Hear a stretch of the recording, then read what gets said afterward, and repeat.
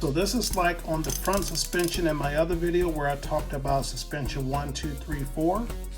If you compress the shock, it's going to a 3 and a 4.